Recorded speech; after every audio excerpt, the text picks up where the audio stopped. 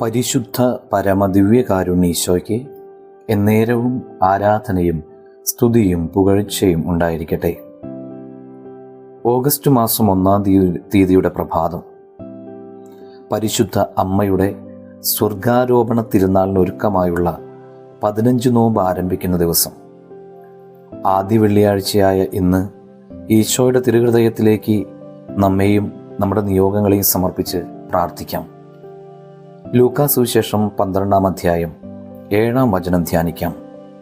നിങ്ങളുടെ തലമുടി ഇഴ പോലും എണ്ണപ്പെട്ടിരിക്കുന്നു. ഈശോയ്ക്ക് നമ്മോടുള്ള സ്നേഹത്തിൻ്റെ ആഴത്തെക്കുറിച്ച് ധ്യാനിക്കാനുള്ളൊരു ദിവസമാണിന്ന്. തങ്ങളുടെ മക്കൾക്ക് ഒരു ചെറിയ വേദന വരുന്നത് പോലും മാതാപിതാക്കൾക്ക് താങ്ങാനാവില്ല. കാരണം അവർ തങ്ങളുടെ മക്കളെ സ്നേഹിക്കുന്നു. എന്നാൽ ഏതെങ്കിലും മാതാപിതാക്കൾക്ക് അവരുടെ മക്കളുടെ തലയിൽ എത്ര മുടിയുണ്ട് എന്നറിയുമോ? ഇല്ല. പക്ഷേ ഈശോയ്ക്കറിയാം.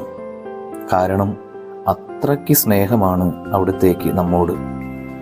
മാതാപിതാക്കൾ മക്കൾക്ക് ശിക്ഷണം നൽകുന്നത് പോലെ ചെറിയ ശിക്ഷണങ്ങളൊക്കെ അവിടുന്ന് നമുക്ക് നൽകിയെന്ന് വരാം. പക്ഷേ നമുക്ക് താങ്ങാനാവാത്ത ഒരു സഹനവും അവിടുന്ന് നമുക്ക് തരില്ല.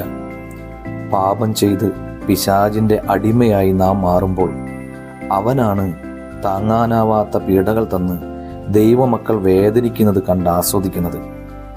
അപ്രകാരം നമുക്കുണ്ടാകുന്ന സഹനങ്ങൾ ഈശോയെ എത്രമാത്രം വേദനിപ്പിക്കുന്നുണ്ടെന്നറിയാമോ?